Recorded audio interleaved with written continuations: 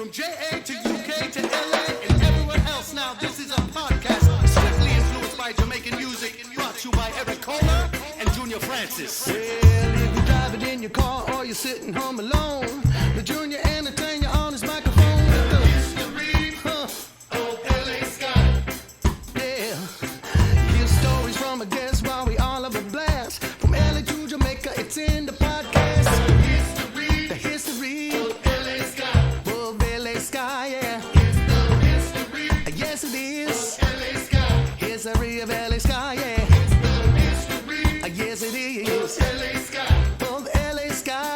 It's the history of LA Ska. One more time, yeah. It's the history of LA Ska.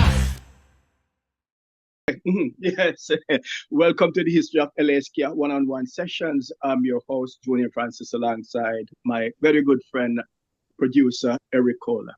Now, this series celebrates the ska, rocksteady, and vintage reggae scene in Southern California and beyond through insightful conversations with legends and modern-day talent, and including a lot of people behind the scene. So, hence, whether you listen to this podcast series or watch us on YouTube, we really and truly want to thank you.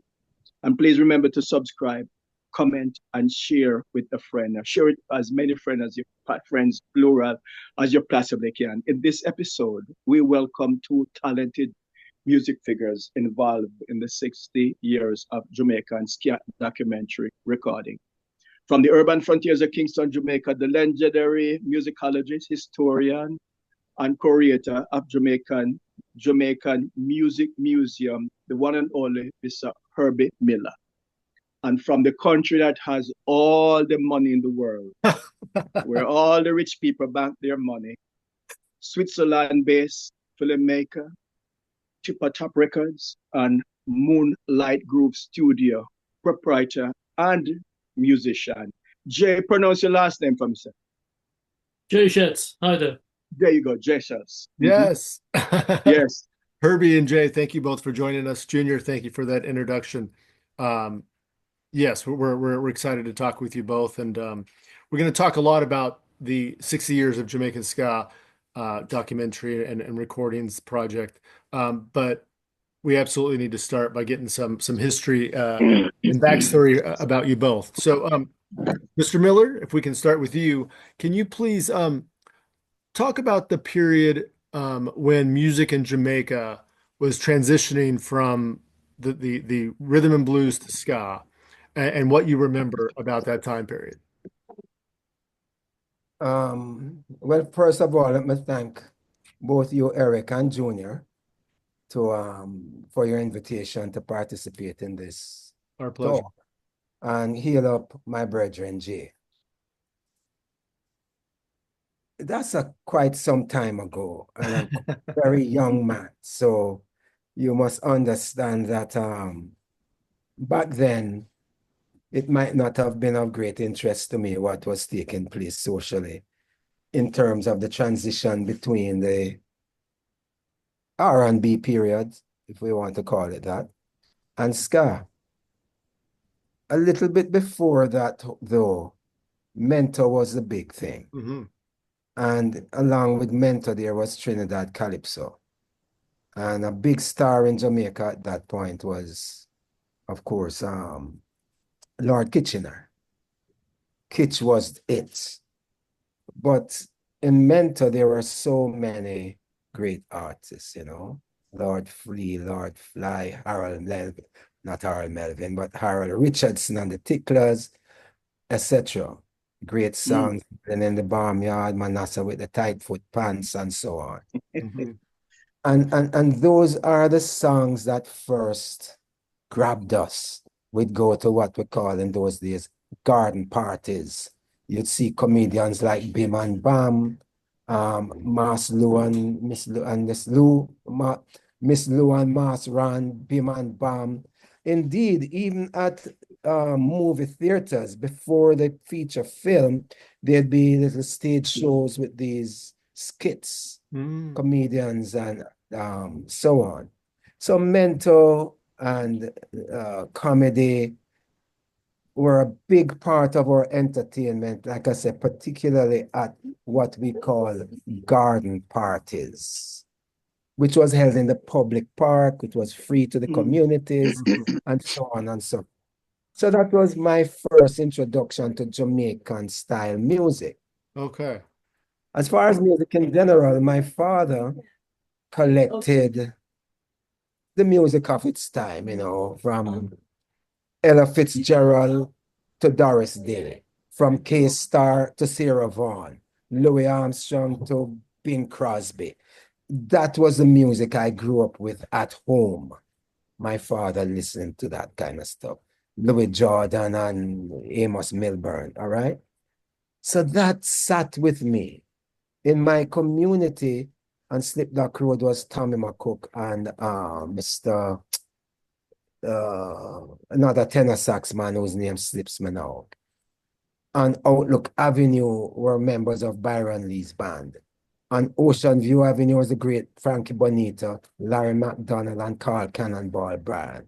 So in the Bournemouth Gardens neighborhood where I grew up, there are all these musicians. Margarita lived there. Rudolph Bent, her husband. Emilia Sanchez, the great boxer and coach. And Clement Biza. All these three boxers lived in the same yard. Wow. And all of them were fighting each other and then go back home to the same yard. So that's the kind of thing I grew up around in Bournemouth Gardens. Such fortune. Yes. And I tell you, because I was there as a boy growing up, my age group, we were just young teenagers by the ska period. We had access to Bournemouth Club, where the Sheiks, the Skatalites, Carlos Malcolm. The first band I saw live was a band called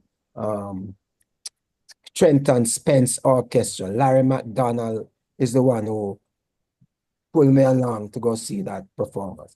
And then there was the Sergani Club on further east of us in the next community called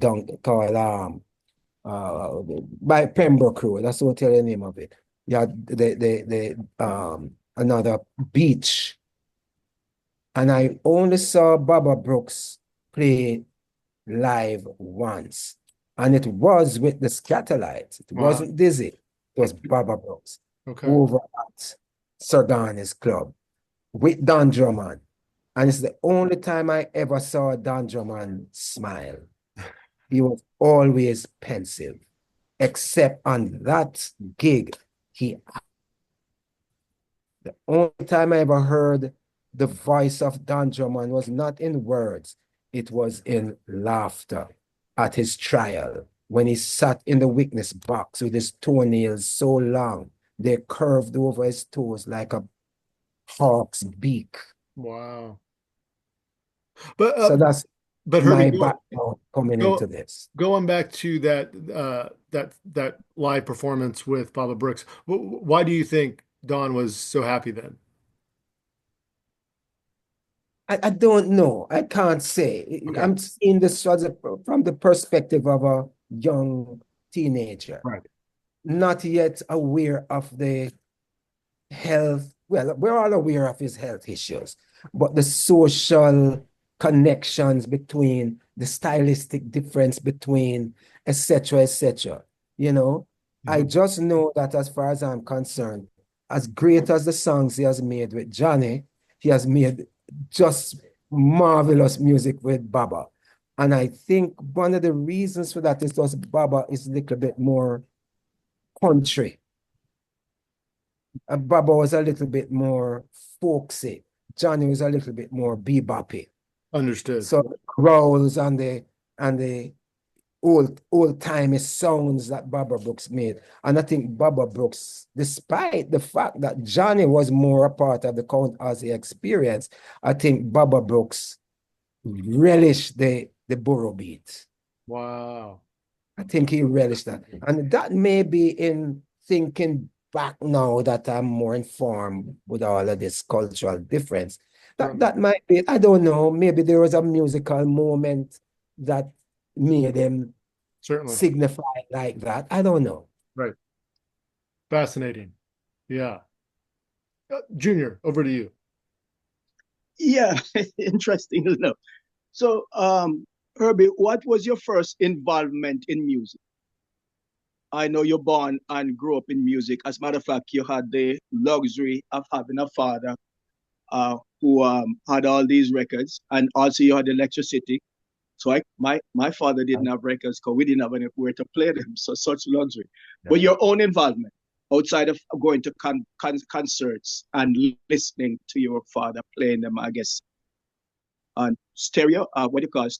What they played Yeah, on man, back in the we had a grounded turntable, and my father had two boxes made into something we call the radio cabinet. And his friend Lloyd would come and they would tweak it on Sundays, and then they could drinking and we listen to music. So your question, is my first involvement with music, eh? Mm-hmm. Going to bed at nights, and when all the lights were out, I would steal out through up the window and go to blues dances, and then come back in the nights and tap on the window for my brother to let me in, until it was found out and he was instructed not to let me in anymore. And we had one our house had those French doors, with the panes of glass, and the bottom one was broken. So when I couldn't get in one night, my mother called out to me and she stuck the Bible through that broken pane of glass and made me read, "Honor your mother and your father." Yes, that was it. Wow. And yeah, but I'd go to these blues dances at Liberty Hall. Of course, most of the times I couldn't go inside unless it was one of these gatekeepers who just have pity on us and let us as little boy in. You stand up outside with the crown and anchor man and watch people losing their money. The 3-card money man, you watch people losing their money. The orange man, if you have a shilling in your pocket because you sold some copper wire or some empty bottles to Mr. Dillon up the road, then you could buy an orange or a piece of cane or something until gate fly. Then we'll inside. So that was my first exposure now to sound system dance. My favorite place was barbecue down on Fleet Street because the gate man down there kind of got used to us and would just wave us in. I started working in 1968, and I ran into a little guy called Barrington Spencer, I don't remember now, I was working at Kingston Wharves.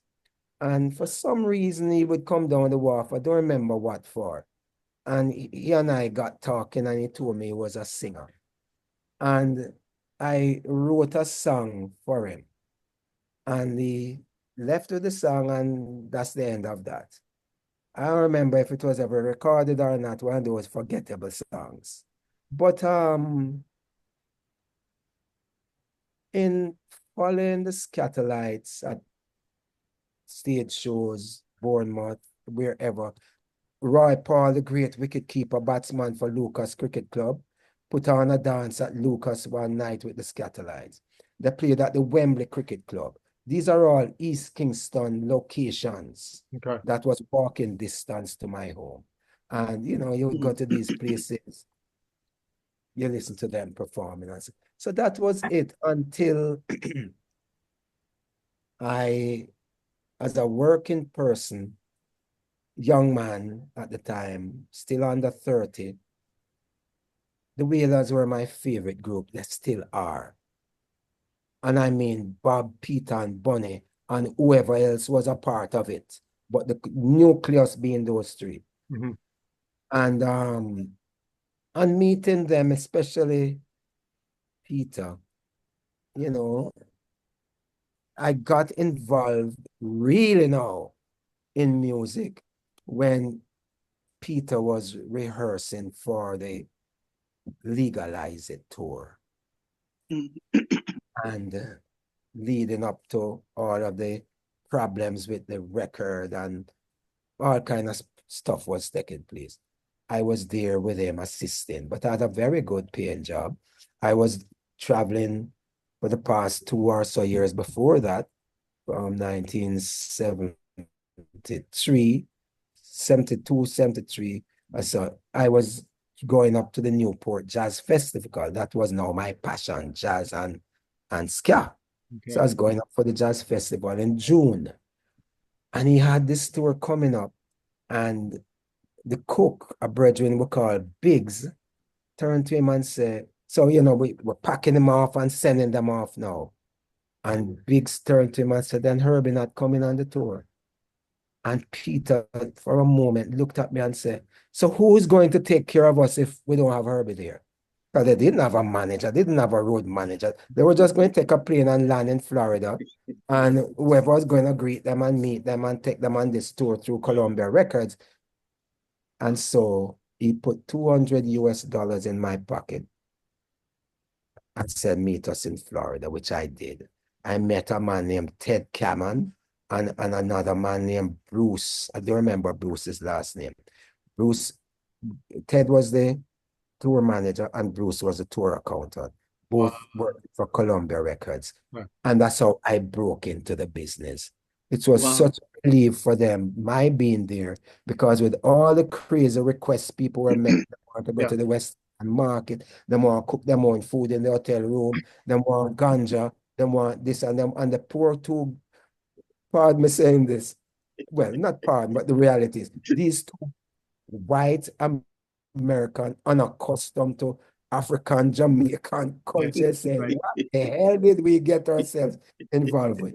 And then to cream it all, Ed was also the manager for the great Tony Williams, Miles Davis' drummer, who was that day in their in their hotel room when I had a meeting with them. So right away we connected. Yes. So, so we're talking mid 70s?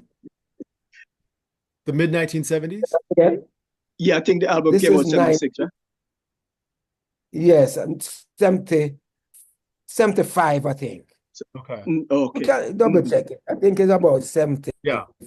Yeah, right. Around about Because that time. previous, Interesting. So I think Equal Rights was 76. yeah, I can't remember. 76, So I have to 77 look it was up. Equal Right. Rights. Okay. Yeah. So Around that maybe time it's period. 75. You probably yeah. So Yeah. Herbie, about Peter Tosh, what can you share about Peter Tosh that might surprise fans, if anything? At this point, I've shared this little note on Peter Tosh sufficiently that it should not surprise anybody. Despite the fact that too many people, too many among us, consider Peter Tosh a brash, arrogant, put everything you want to put to that person, difficult, hard to work with. Peter Tosh, private persona, was nothing of the sort. Peter Tosh could be a stand-up comedian had he chosen that path. Oh. This is a man who makes you laugh until you burst your belt and your trousers waist. This is a man with such depth of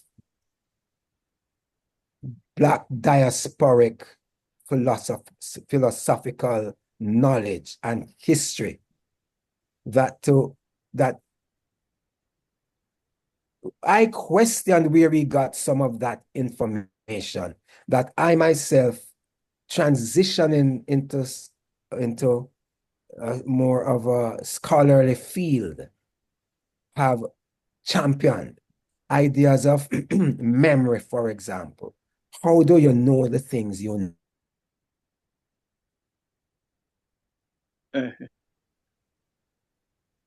Oh. Historic and cultural memory.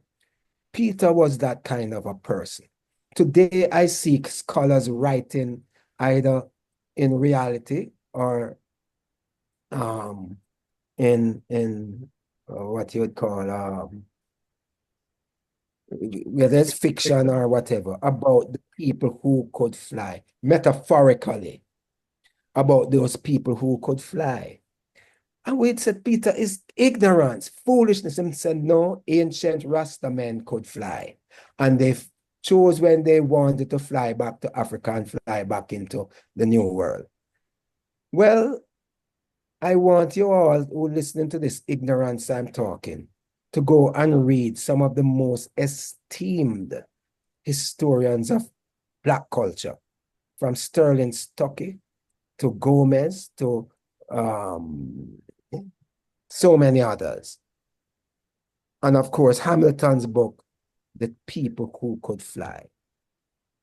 Pick from it what you choose. If you want to see it as reality, or if you want to see it as metaphor, or if you want to see it as ignorance, that's up to you. These are the kinds of things that this man would talk about. We were in Brazil, Sao Paulo. No, not Sao Paulo. We were on a hotel overlooking Ipanema Beach in Rio. Wow. On the 24th floor. And Peter was holding court to all these Brazilians and blah, blah, blah. Dermot Hussey and I were in the room. And when he started to talk about flying, and we look at ourselves on the 24th floor, and he was convincing the people, Dermot went and took up a position at the window, just in case he wanted to prove it. Many years later, about 15 years ago, this is 1977, I think we're in Brazil. About 15 years ago, when Dermot was migrating, he invited me to his house and gave me his entire collection of music, period, magazines, books, etc. for the Music Museum. Would you believe I found in that collection of Dermot's photographs of us in that 24th floor hotel, looking out the window and Peter pointing at the sky, telling people about flying? Amazing. That's something. He was an amazing mind. Yeah. About the harp that you hear on Jah Is My Savior up in Woodstock. We're in the Bearsville studio at Woodstock recording one of those records. And he and I just went out browsing into these antique shops. And he bought this harp. Sometime later, when we were back home, he stopped by my house and said, Herbie, listen to this. And it was him playing the harp and singing Jah Is My Savior. And Alan Cole told me, yes, the only instrument I've never seen Peter play is a trombone. So he was that talented and with the ability to incredible. Yeah. Yes, teach himself. Yes. Right. Do you want to say something? I can feel it. Yes, that's extremely well said. As you can see, I guess all of us were listening attentively. Indeed. So while your microphone is still open, Herbie, talk about working with the Skatalites, because I know at one point you managed them in addition to managing Peter. Yes. The Skatalites. So after my time with Peter, I opened a club in Kings Plaza called the Blue Monk Jazz Gallery. My interest in art made me include a gallery.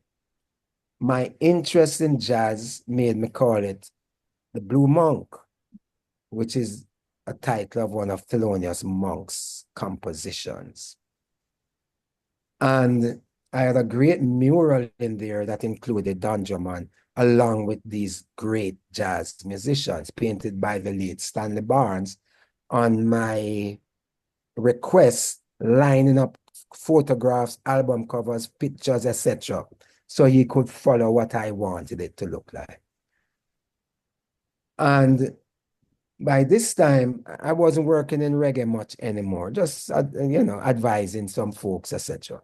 And Tony Johnson and Ronnie Burke from the Synergy group that produced Sunsplash visited me at home one Sunday morning and said, we want to add something to Sunsplash, blah, blah, blah.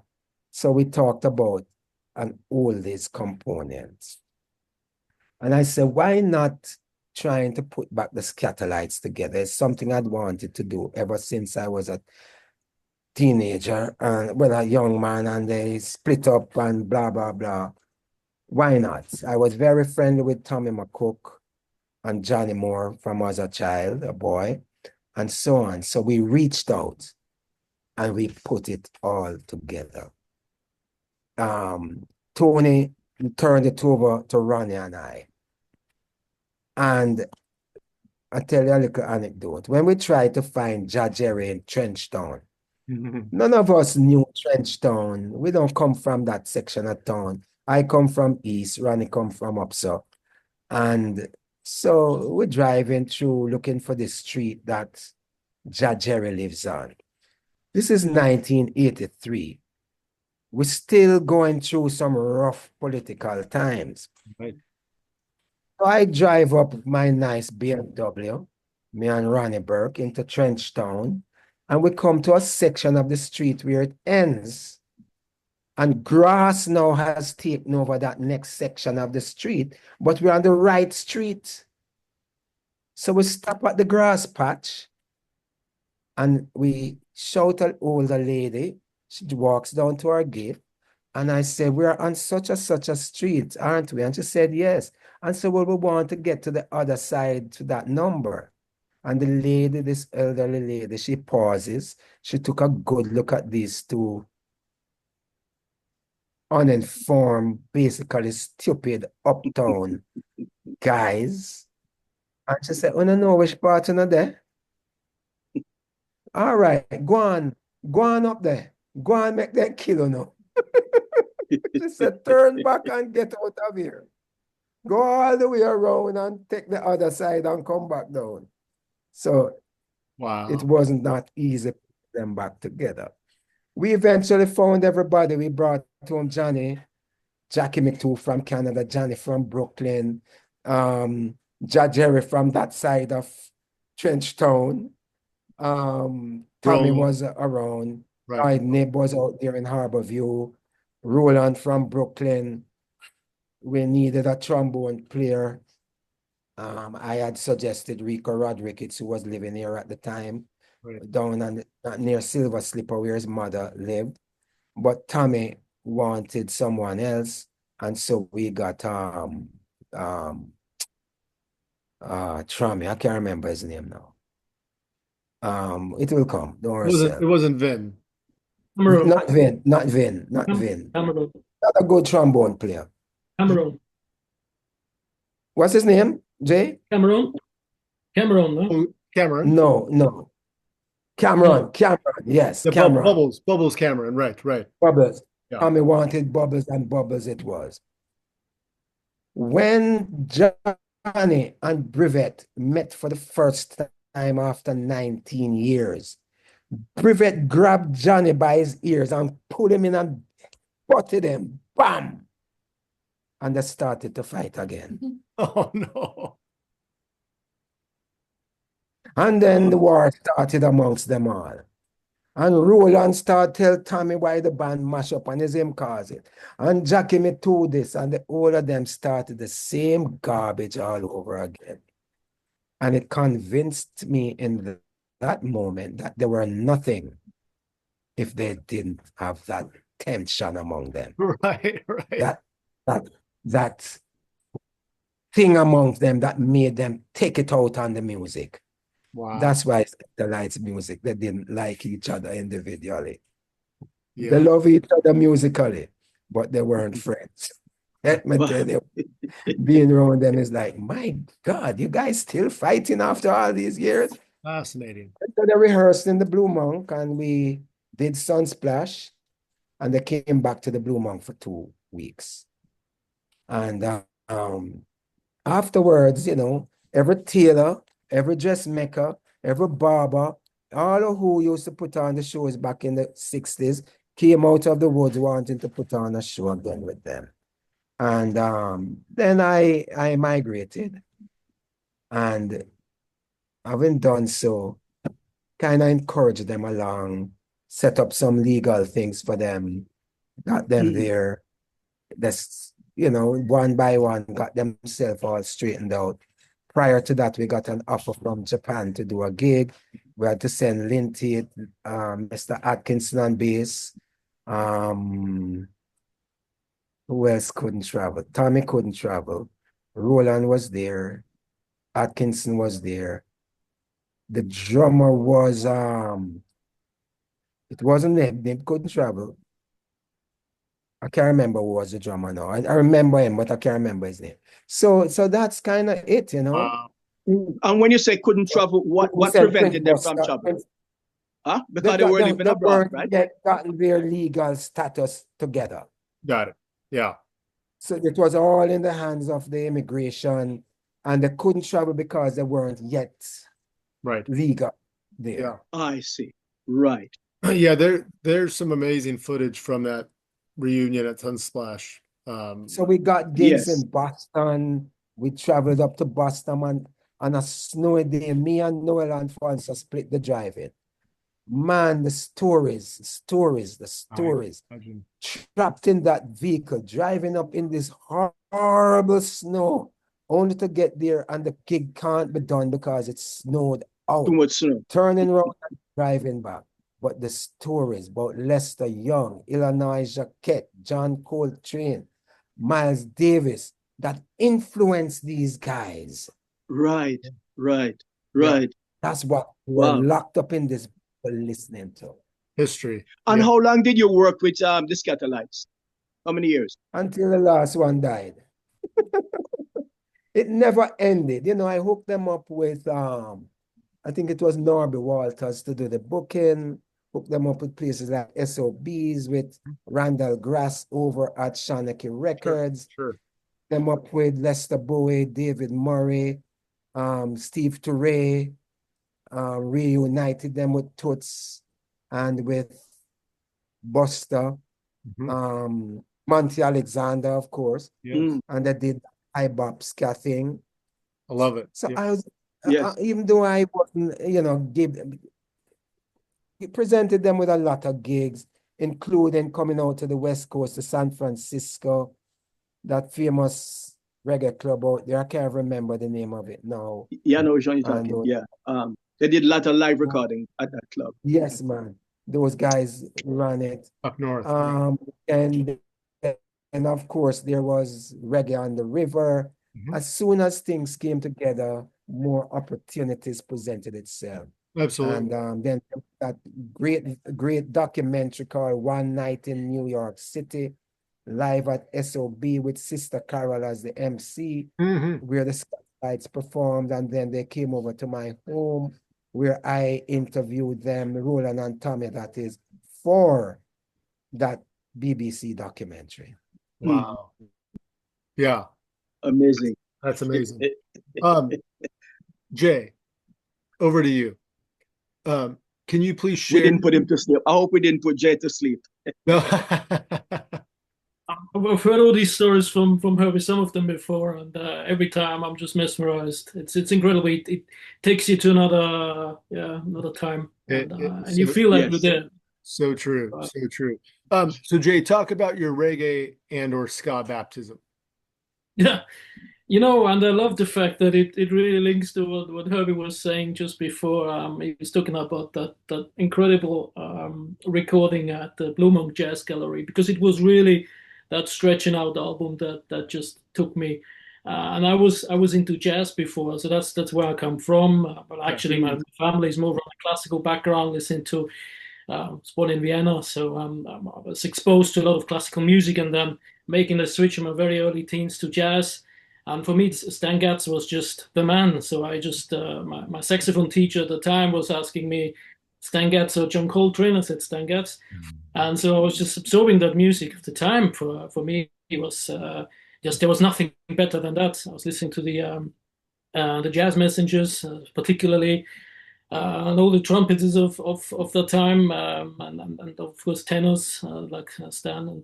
And for some reason, I still to figure out where it was exactly, but I picked out that album, that Stretching Out album, and it was trapped in the jazz section on a flea market. I pulled it out. For some reason, I I couldn't make sense of what it really was, but it was so cheap. I thought, you know what, this is probably something I'm not going to make a mistake with. When I was listening to it, what can I say? It just changed my life, really. I remember the nights listening to it with the headphones on. Fidel, I think there were 2 takes of Fidel Castro, that is. And there was something spiritual happening when I was listening to it. I was feeling every single musician, specifically when they were improvising. As I said, my jazz background, I'm just mostly into instrumental music, and it just blew my mind. I just couldn't imagine that I had to realize what it was. I wasn't particularly into reggae before. So for me, this was my first contact with the music. It was early 90s, my early teens. And from there, it just took off. And I was just gathering a bit of information. In that Virgin Mega store that we had there, they had, I was lucky to find something from the articles. There's a lot of third wave ska bands that just came to be. Yes Ska, one of my lovely beloved bands, Yes Ska, and Jump with Joey, and those kind of guys who really, where you feel they also have the kind of jazz background, Latin background for Yes Ska.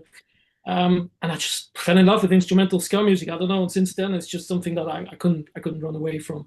So I formed my own ska band in the mid-late 90s, the famous Skatalites Express, as it was called, which was just active until early 2000s when I migrated to the UK for studies, working, and that sort of thing. But music I was always involved with.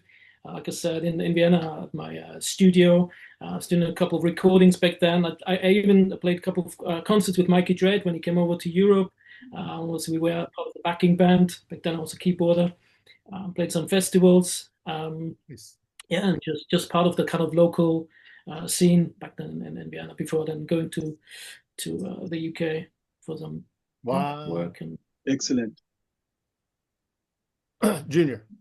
Yeah, go ahead, roll.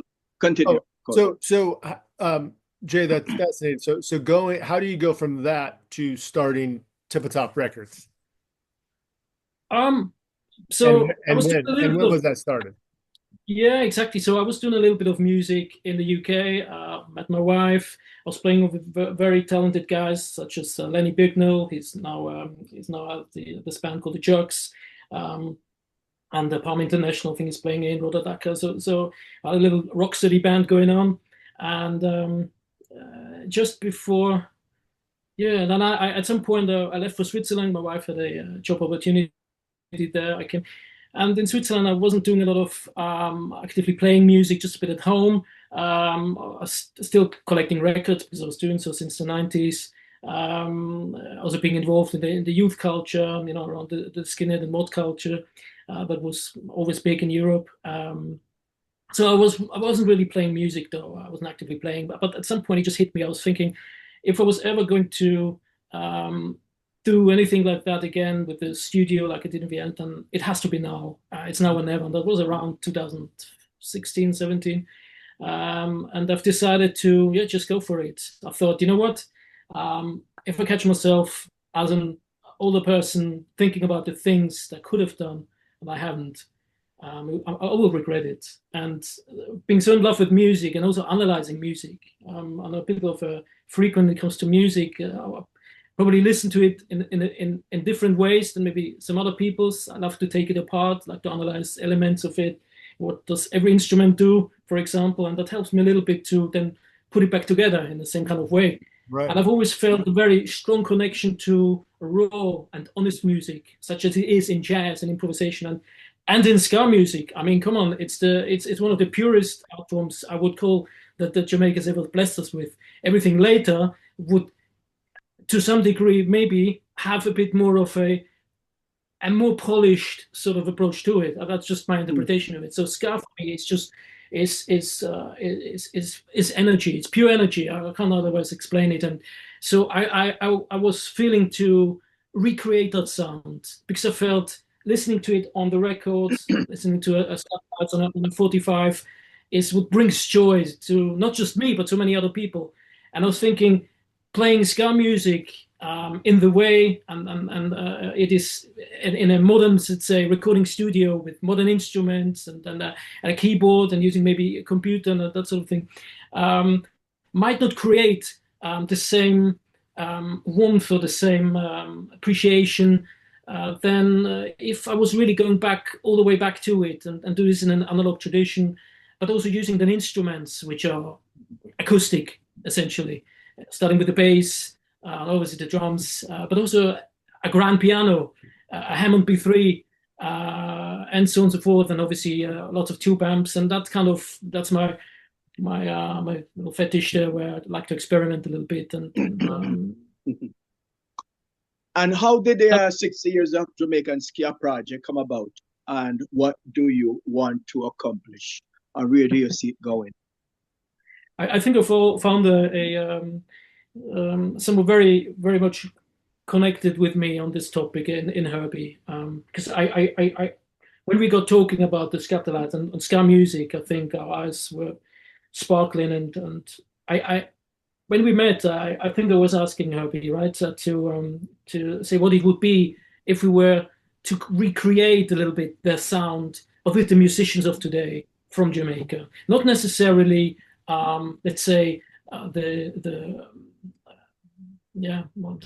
stars or those who are still alive or with us, but to actually ask musicians, jazz musicians of today, young and up aspiring artists, to come together and reinterpret that music of the Skatalites, of the songs that we love so much, and what it would take, and also to showcase a little bit that there is still ska to be had in Jamaica, rather than everywhere else but Jamaica. Let's put it that way. Right. So what year and how did you and Herbie meet? We met, I believe it was through a mutual friend, acquaintance, Roberto. Roberto. Yes, Roberto, be all the glory. That was 1 year before last, I think. That's right.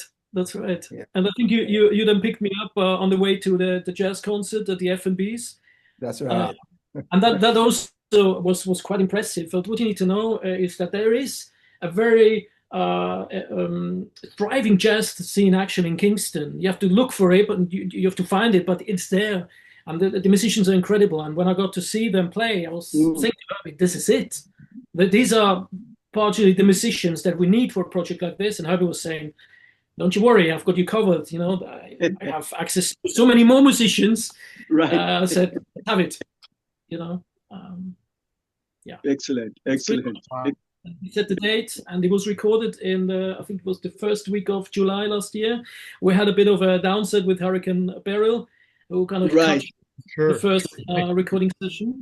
Very early hurricane for that season, to be said, and. But then we caught up, and I think must have recorded 15 tracks in 2 days, which was incredible, and then another 12 tracks for a separate project, also ska project, which will be revealed sometime in the summer. Another excellent project, but it's related. It's part of that same series. Mm-hmm. So and it was you recorded at Tough Gong. That's right. Yeah, ex-Federal Studio. Would you know? Ex-Federal, yes. Historic. Right. Yes. And so Herbie and Jay, what was the process in terms of choosing talented musicians? Because I guess the field is broad from what you're saying. I didn't even know they have jazz musicians in Jamaica. My knowledge is so narrow. So what was the process? How did you go about selecting musicians? Herbie, you're from the base. Herbie. Well, we have musicians in Jamaica. We have musicians whose primary focus is to work with the bands they're associated with to make a living. But on their downtime, quite a number of these musicians want to do something else. And so jazz is one of the options that they have available to them. Now, these aren't the days when we have so many horn players in particular, as we did in the early times. You're saying no, we still have plenty of horn players? We do not have as many choices of horn players. One of the horns, as we did 30, 40 years ago. Right. And so choosing from what's available, we had to just go for the most open-minded, which was not difficult because in running the museum, each year I have a 4 Sundays of February during Reggae Black History Month, where we look at some sort of social issue and tie it to music. So the music punctuates issues that affects us all, nationally and internationally. Mhm. And so you want musicians who are capable of interpreting that sort of thing or playing songs of the past that address this sort of thing. And my favorite Jamaican musicians, as it is with so many others, is Don Drummond. Oh, And so join the club. I Same focus here. a lot on his life and the music. There's only one. So we have a lot of times musicians learning new songs of Skatalites, of Drummond, of Rico Rodriguez, etc., Raymond Harper, and so on. So we chose from that pool of musicians. Right. The fact is, we do not have in Jamaica a working ska band or a touring ska band or any sort of ska scene as such. Sparrow Okay. Martin has tried his best to pull something together, but Sparrow can only do so much. Right. I have a little bit more leverage than others in that because it's my passion, because I have access to these musicians, and because they want to learn so much more than they did, we can pull them together. So Right. that's what we pulled together, a set of musicians to create a band of, my goodness, it was, Jay will 13. tell you the numbers. 13. How many of them was it, Jay? 13. 13. Wow. Yeah. 13. 14, 13. you know? That's an So, orchestra. yes, yes. And, Two trumpets, and 3 trombones, two tenors, 1 alto, 1 barry, piano, bass, guitar, and drums. Yeah, 13 people. Wow. yeah.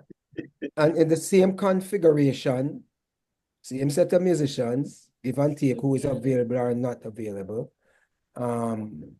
We call them in different instances the Jam Orchestra, the Jamaican Music Museum Orchestra, when they're doing things that line with the Music Museum, or we call them Scandal when they're doing something else somewhere else, just to make it appear as if Sure. it's not the same set of guys, but it's really the same.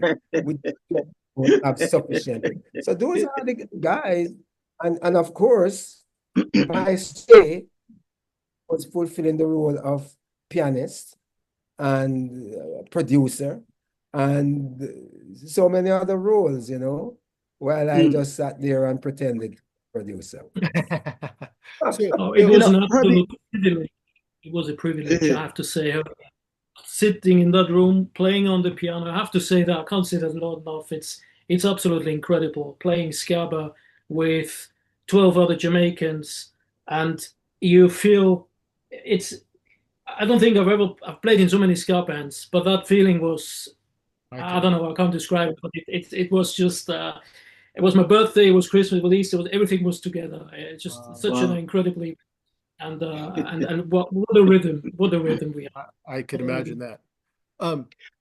Before you go forward, so Herbie, did we talk about your work with the Jamaica Music Museum? No, we haven't. Yeah, because that's so important. Can you tell us a little bit about how did you get involved? All right. I was living in New York at the time when I visited Jamaica to do some research, and Professor Barry Chevans, who was the chair of the Institute of Jamaica's council, approached me and asked if I would be interested in working with the Institute of Jamaica to set up a reggae museum, Mm. And I kind of said to him, you know, I'd be more interested if it were a music museum, to incorporate all of the music that Jamaica has produced and was inspired by to produce what we produce. Mhm. So long and short is that here I am. Yes. Been doing this now for what, maybe 15, 16 years. When I got here, I inherited a jukebox from Prince Buster, a guitar from Headley Jones, and a red stripe box with some 45s in it. Today we have quite an impressive collection. I can imagine. What is you guys? We'll put it up and show you guys. It's impressive. Wow. Over the period of time, I had done some exhibitions when I living in New York, which I brought to Jamaica as my first exhibition here. It was called Equal Rights, Reggae and Social Change. And it was basically just album covers, the art of album covers from mentor right up to dub poetry and DJ and so on and so forth. And then we collected along the way. Sly Dunbar was the first person to pull up at the front.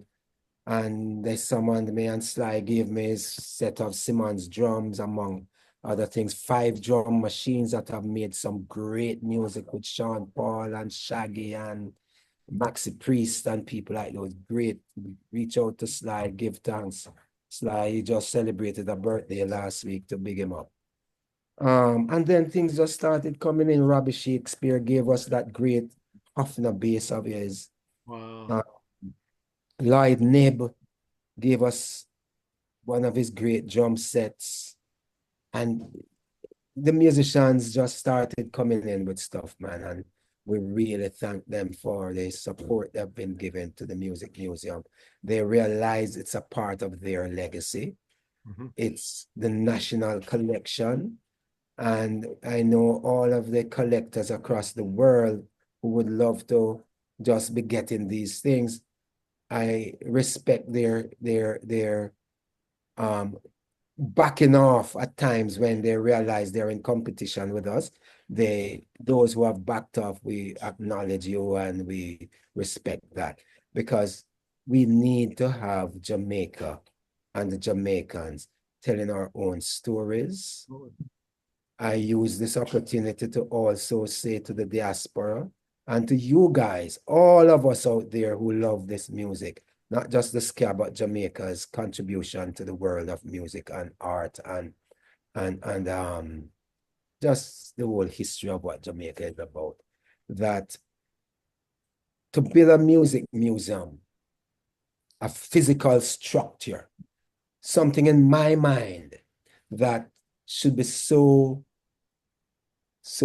attractive that just to walk up to it and look at it is like looking at a great piece of futuristic architecture.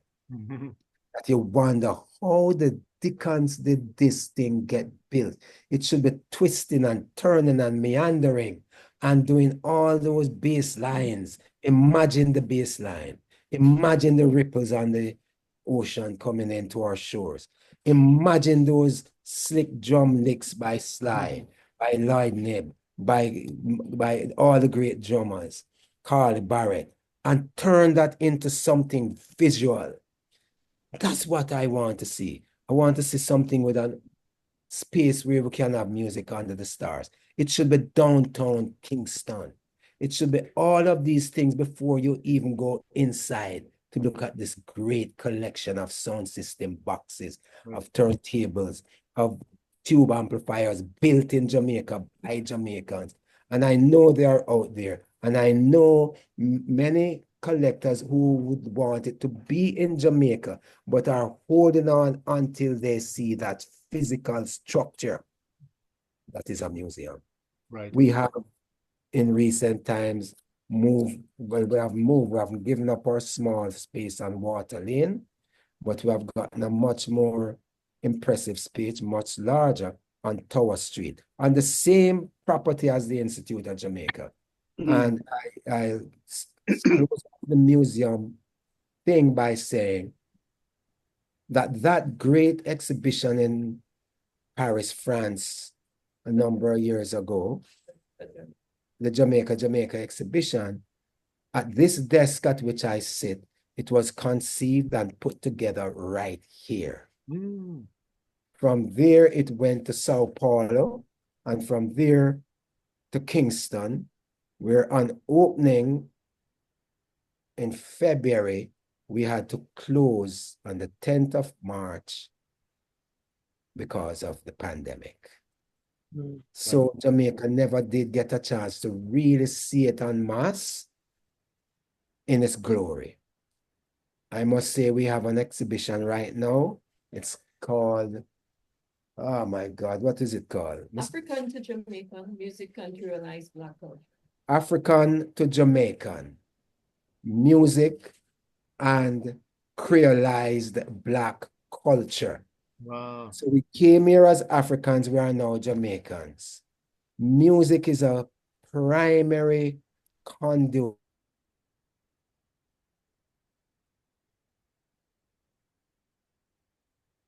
Oh.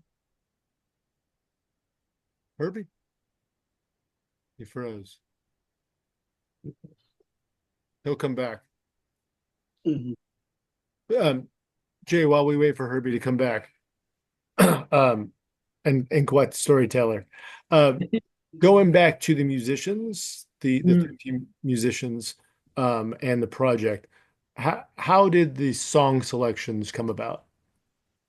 I was a very tricky one because we didn't want it to be too dominant in the Don Drummond corner. Herbie and me had several laughters on this because we are both such fans, and it was almost unavoidable to have this. Oh, we're back. You're back. You're back. I was just telling the guys here around how we picked the songs for the tribute album, and you and me had the right laugh about it because we could have told it. We could have called it the Don Drummond tribute, but then decided to call it the Skatalites tribute because there were one or the other Tommy McCook or Roland Alfonso songs in it. Obviously, we didn't want to re-record covers because the Skatalites, as you know, were very famous for covering from Latin, from pop, from R&B, from jazz, so for that matter, which we didn't want to touch because that wouldn't have made sense. So we instead picked songs which were known to be really written by members of the Skatalites, and then we songs. And Herbie had his favorites. I remember Return of Paul Bogle being one of those. I had some like Good News and Roadblock, my favorite Skatalites tune, and Last Call. So we all had a bit of a give and take. Yeah, no, I'm impressed with the song selection and the recordings and everything about this project. Herbie, you touched on Sparrow Martin, and I saw some great clips about him. Can you just touch on his involvement in this project, but also just his greater involvement with Alpha? Of course, Sparrow is a product of Alpha and went on the road with so many great bands, including the Supersonics with Tommy and jazz bands across the island, and then settled for many years, perhaps around 30 or so years at Alpha as the music instructor. And Alpha is still thriving, Sparrow is still there. But as far as this project's concerned, his blessings, of course, were very, very valuable to us. And even in the post-production, when he agreed to come and elaborate a little bit more about the music, contemporary music in Jamaica, and the lamentation about us not even having ska bands as such. We have people who we can pull together and we play some ska, but none of the bands are. And look, you guys know better than I, there are, dozens, scores of ska bands between over the world, from Japan to the United States to Europe. And Jamaica is not represented. You know, it boggles the mind. So I'm hoping that out of this project, that these gentlemen who have so graciously participated, and let me make it well known, It's not like Jay and I could come up with the kind of even basic session fees. But they just wanted to do it, and we all invested our time and our talent in it. And a big shout out to every single one of these musicians. All of them just say, come on, let's do it. I am hoping that what will come out of this are offers for them to work, to tour, to go to all these great festivals across the world that's employing ska bands from wherever they are, that now we will have an authentic Jamaican ska band being represented. The truth is, I'm hoping that we'll get, I'm hoping this record will be a Grammy-nominated record. I'm really hoping for that. The publicity that these gentlemen would get out of it for volunteering their time and taking the dive into investing into themselves is one that requires a great outcome. And I'd love to see that happen. Yes. I'm hoping You everything. both said that Dan Drummond is your favorite. And I'm wondering, each of you, a question for both. Why is Dan your favorite among you could? All right, let me go a little deeper than that. Musician I from the 60s have to the written present. this. Huh?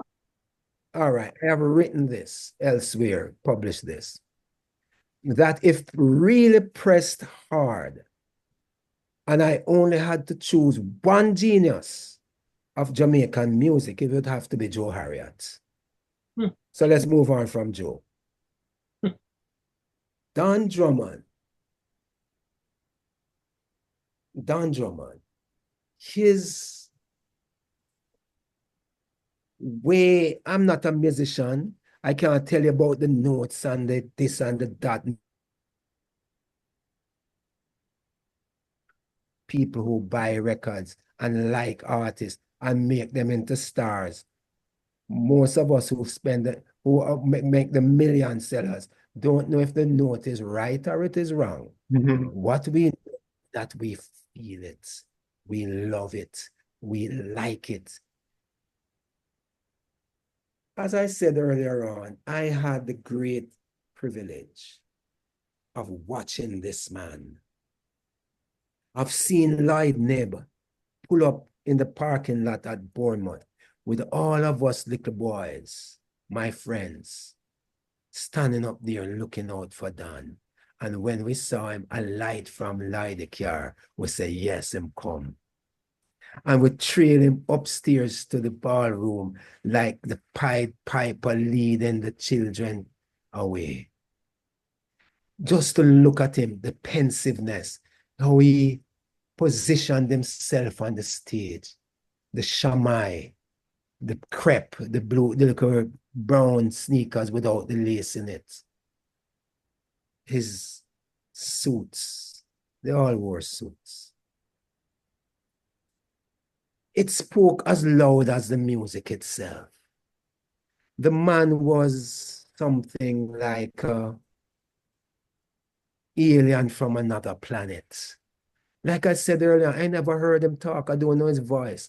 At the end of each set, there was it's upstairs. The Bournemouth ballroom was an upstairs place. But behind the stairs, there was a door which led stairs down to the ground floor where the pools were. Daniel Dowek book. And it's on that upstairs, and the stairs leading down, that they would sit and congregate and smoke herb and quarrel over everything that they were quarreling about. But Dan just sat there and he wasn't in the quarrel and he just was there. So he was like a mystic man to me. But when he put the horn to his lips, boy, that haunting feel, that sound that lives in the Wailers.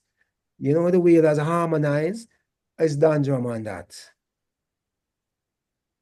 The way in which he paid attention to the socio-political happenings. Songs like Fidel Castro, songs like all these songs with political names that he had.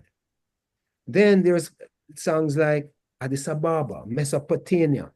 It allowed us to go and say, what is he playing? What is Mesopotamia? What is war? So it was educationally uplifting.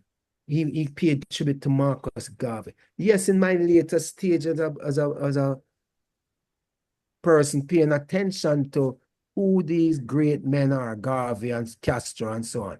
Now I could see how he was paying tribute to them through his music, how he was chronicling history. Cuban blockade, for example, through history. Not just him, but the Skatalites too, Sure. with song like, say, Liavia as well. A song like, say, Lon Chaney. I didn't know who Lon Chaney was until I went and said, what is Lon Chaney? You look, and he was some spooky movie actor. How much of us knew that? You know, like Boris Karloff, or one of those kind of guys that you go watch those scary movies about. Right. My daughter once came home once and I was playing him for about a week long from school, and she said, Daddy is still listening to that sad man. So to her, it was a sad man. Sure. That's how she heard the music. Right. His music is simply moving. It's not just a virtuoso playing the impossible notes and all those things. It was the virtuoso who made simplicity an ingenious act of making music. Yes. Wow. Wow. Well I don't said. know. So, Jay,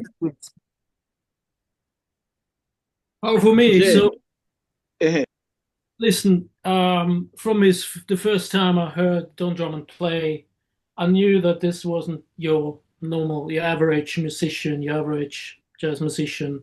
He had something from deep within that you could hear in every tone that he was playing. You know, they used to say about Billie Holiday that she could make you cry and laugh.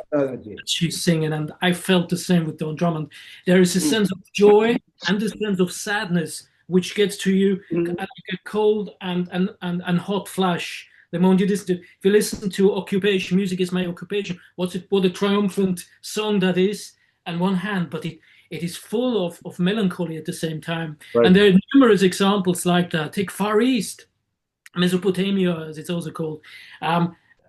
The theme that he adopted, it's absolutely mind blowing. And I knew we're dealing with a musician who is way ahead of his competition, and you can hear that.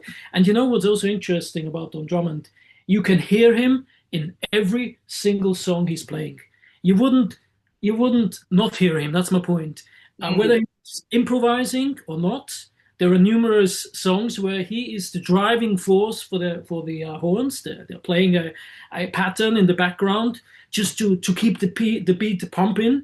I can give you a couple of examples, but the point is he was adding to the rhythm, not as a soloist, but also as a non-band musician, like the rhythm section would do that. And he would do a lot of unusual things, which later other musicians took over. But you can hear him in every song where he's playing, and that you can't say that about a lot of musicians. He's there or he's not there. There's nothing in between, and that's what's Great. Yeah, incredible. very well said. Let me just add something to what Jay just said. Don had a way of setting up riffs. And then he would leave that with the horn players as he soloed. So they would play it. Absolutely. And Fidel, Addis Ababa. Yes. He Tons of was examples. brilliant. The other thing for Heaven him, and Hell, yes. he pulled you in with repetition. Da da da da da da. Hypnotizing. It's and he repeats it until you become a part of how that moves you, how that sounds get inside of you. And then he takes off while they continue on. And having said all that, judging his musicianship, 10 out of 10. His solos are meaningful. There isn't Quite one. a storyteller. It's quite a storyteller. It feels like when it had to do with music, there was only 100%. There was nothing ever less than that. Don not making an effort. Maybe there's one song in 200 or 300 where you could accuse him of that. But you don't really hear that. He's just outstanding, and I think he was probably an intriguing man, obviously, for all the things going on around him, and the fact that he was not being treated from a medical point of view in the best possible way. He didn't receive the care that he needed. It's just a tragic story, just waiting to be made a film of, which I really hope will happen at some point in time. Right. It's once told me. What a story. What a story. On Wheeler once told me that when they were making Simmer Down, Don was not in the studio. Mm. And they tried all kinds of introductions and none of them was happening. And Don stepped in the studio, stood in front of the mic, and he said, "Papa, papa, da de da de da de da de sprada," and stepped out of the studio. And that was the introduction to Simmer Down. Song became number one. Never appeared on, yes, it never appeared on the rest of that song. Wow. Never. So, you know, it's just like I said, for me, he was a brother from another planet. Yeah. Yeah. Right. Right. Someone said also that presently, the contemporary musicians, especially the younger ones who are trombone as their, I guess, favorite instrument, they're studying Dan Drummond in different parts of the world, Asia, Africa, Latin America. When you meet a young trombonist now who has been exposed to Jamaican music, they're not studying necessarily someone from Asia, Africa, or Latin America. They are studying drum. Steve Toure, the great trombonist. Yes. Met Steve in 1983. And Steve just made a record maybe a year or so ago. He penned a piece in a tribute to Don. And he said that when he came to Jamaica in 1983, he visited me at home and I played him some Don Drummond. And I can tell you that Steve has been an advocate, call it what you want, ever since. Delphia Marcellus once told me that he took a taxi in Brooklyn. And this is 2012 when Delphia told me that. He took a taxi in Brooklyn and he had his trombone case. It was a Jamaican taxi driver who said to him, "What's in the case?" He said, "A trombone." He said, "Trombone? You know who is the greatest trombone player in the world?" Now you're talking to Delphia Marcellus, who comes from a family who is not shy to rebut that kind of suggestion. He said, "Don Drummond." So Delphia said, "Oh, really?" And the guy proceeded to put in a cassette of Don Drummond. So he goes home to his brother Branford's home in Brooklyn. And he said, "Man, you ever heard of this guy, Don Drummond?" He said, "No." But he found in his brother's collection 2 records with Don Drummond's name on it, unopened. So he opened and he looked at them, he said, and he listened. He looked at the back of the album and he saw produced by Clement Todd, phone number, blah, blah, blah. And he said, "No, you never see a record executive phone number." And he called it and Todd answered the phone. He found himself to Jamaica at Studio One, met Dodd, and in 2012, there was a Don Drummond symposium at which Delphia spoke. Wow. Amazing. There's a trombonist by the name of Craig Harris. Craig has similar stories, you know? So to say that his notoriety, his popularity rather, is broad and also influential, I would not argue with that because Yeah. I remember even Dick Griffin, we were at Wilbur Morrison's funeral in New York, and Dick Griffin came over to me and said, Herbie, all these years we have known each other, you never told me about Don Drummond. He was invited to Jamaica, he went to Jamaica, he played in Jamaica, and he was introduced to Drummond. Mhm. So there is something about Drummond that makes musicians really take note. Now, there are two anecdotes, and I never repeat them as fact. There's the one that George Shearing said something or other about Drummond. And George Shearing was playing in New York once. I was ill and I couldn't make it.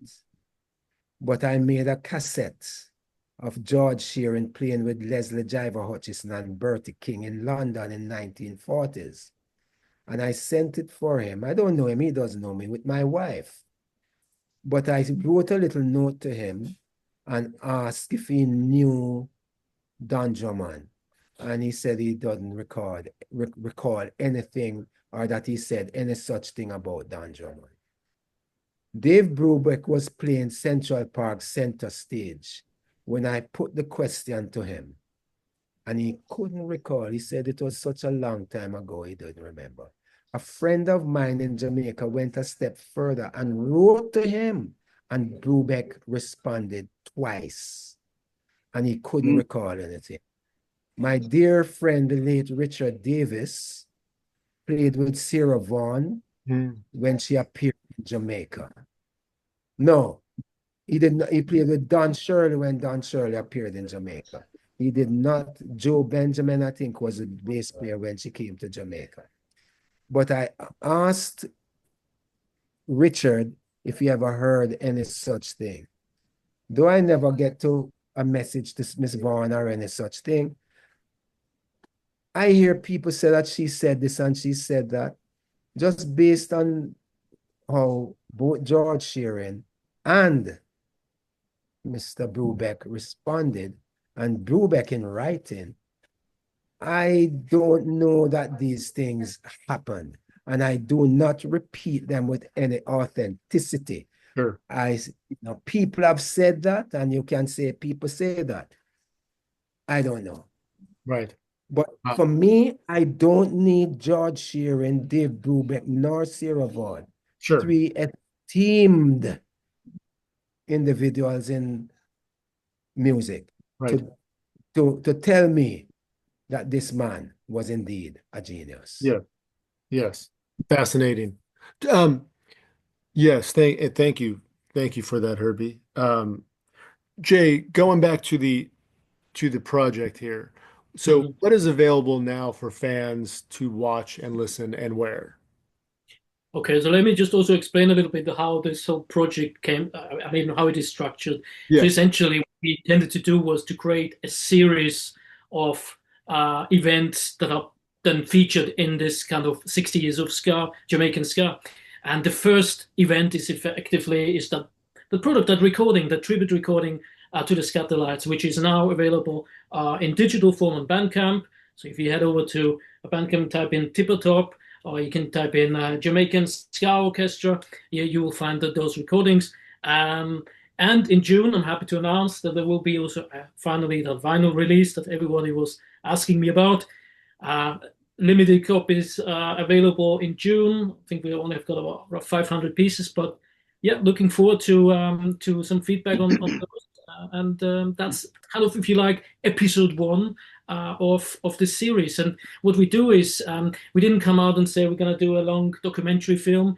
Instead, we would like to just add every now and then a couple of videos, clips, either where we interview somebody that's affiliated with this project, or somebody who has somebody like Sparrow Martin, who has not played an actual part in a sense of playing the instrument for this, but who has contributed one of his students, like Clayton Samuels. He's the drummer, an incredible talent, and so we wanted to have people who had an impact on this project series. Yeah.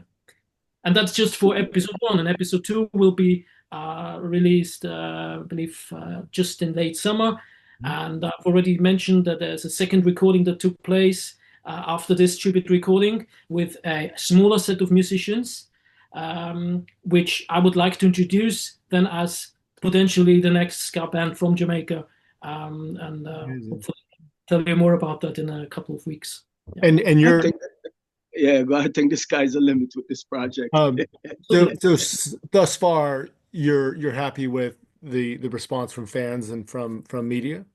I think, to be honest, the main response was finally, this was meant to happen, and yeah, I'm glad you guys did it, and I think, honestly, I don't think it's just gonna be us who could have done this, but look, how long are we gonna wait for? There wasn't a 50 years of ska music, there wasn't a 40 years of ska music, there wasn't a 30. Obviously, we've had the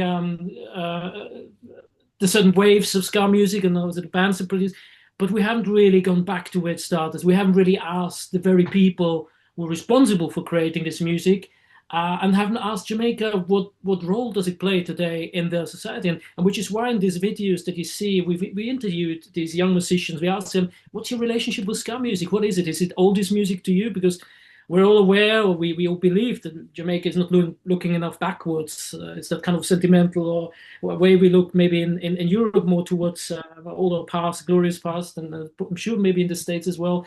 But and in Jamaica, my understanding was it's forward ever, backward never. So, which in this point, when you're talking about Jamaica's classical music, and I'm come from Vienna, where we cherish that tradition, and we talk about Mozart probably in the next 200 and 500 years. Why are we not talking about Don Drum? Still not talk. Why is it not? Why doesn't every Jamaican know Don Drummond today and talk about him and talk about his music and say that's what my son is learning on his instrument at the moment? And this is, I think, where Herb and me probably agree, where that just needs to happen again. The consciousness in Jamaica is that the pride in the musicians, and which then will also give birth to a new generation of musicians who are happily picking up a trumpet or a trombone or a saxophone. But that can only happen if not the MC or the singer or the rapper is the center of the stage, but the guitarist or the bass player or the trombone. Yes. Well, yes, I second that. This music has to be preserved for posterity, for generations to come. Indeed. I think we're nearing our destination. Am I right, Kohler? We are. Yeah, no, this is fascinating and something that obviously we know you two are very proud of, and we encourage everyone to go to Jay, your website again. So, tippertoprecords.com. You find all the information about the project, also the link then to Bandcamp. You can buy t-shirts there. Herbie was just showing it. Thank you very much. I was just flashing it for a second, which is great. And yeah, obviously in 1 month's time, you'll also be able to buy the LP on vinyl. Yeah. Nice. So tippertoprecords.com. Please have a look. Yeah. And Herbie, any parting words, Herbie? Yeah, and Herbie, before your parting words as well, where can people learn more about the Jamaican Music Museum? I'm going to ask my able assistant here to talk about all that sort of thing. Miss Rosemary Duncan, you're on. Hello, Rosemary. Hi. Check out our website, Jamaican Music Museum. And you could also follow us on Instagram at Jamaican Music Museum. And Facebook. Mm-hmm. Instagram, the website, and IOG's website, also on our website, Jamaica Music Museum. All right. Right. Wonderful. And so for visitors to Jamaica, the museum is open to the general public, right? GP? Yeah, Yes. from 9 a.m. to 9 a.m. to 4 p.m. Monday to Thursday, and 9 a.m. to 3 p.m. on Fridays. All right. Right. Our location is at the Institute of Jamaica. That's 10 to 16 East Street, downtown Kingston. All right. And if any of you guys are in Kingston for any weekend, jazz at F&B every Friday night. Oh, all right. Yes, sir. Definitely. Yes, yes. But Herbie, any parting words on your part? Just to encourage young musicians, especially in Jamaica, to pay attention to the history of our great music on whose shoulders they stand.